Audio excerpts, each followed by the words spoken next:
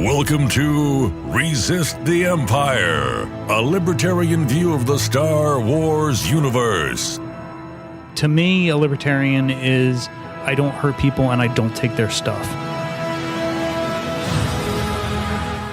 It's a very basic philosophy. There's not a whole lot to it. There's a lot of people who try to add a lot to it, but really all libertarianism is it's just the statement that you are against the initiation of force.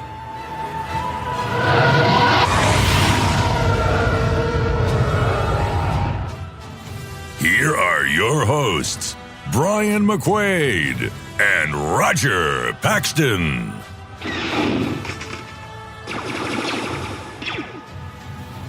Now, we know the Empire, it is laden with propaganda, and we all know this. In fact, you even see the propaganda signs, the posters, that they're great, all the different Star Wars posters. Resist the Empire, folks.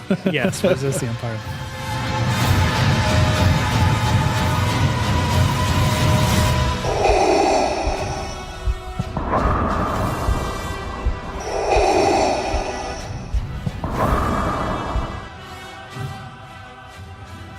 This is your one-stop shop for news, events, and topics in the Star Wars canon from a libertarian perspective.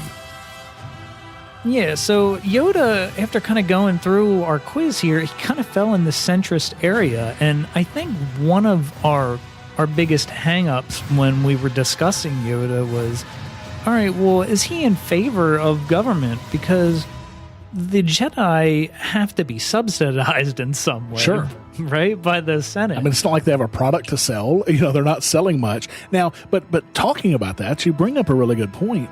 They have a service they could provide, so they could really, if they restructure their organization, privatize and sell their services to the galactic to the Senate.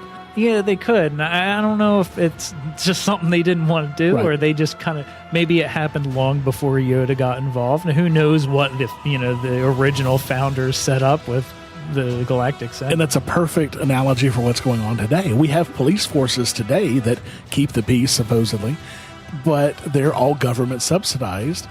They could easily privatize, and we see that in private security and private police forces around the world. So absolutely, the Jedi could have done the same thing. Yeah.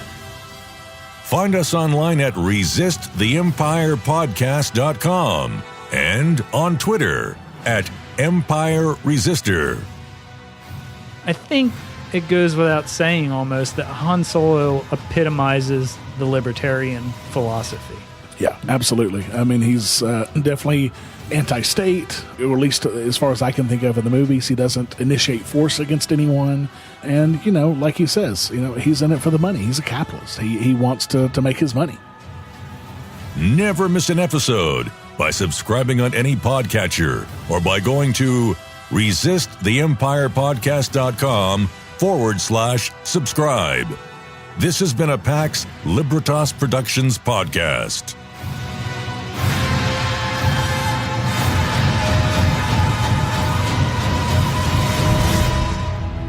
May the non-initiation of force be with you.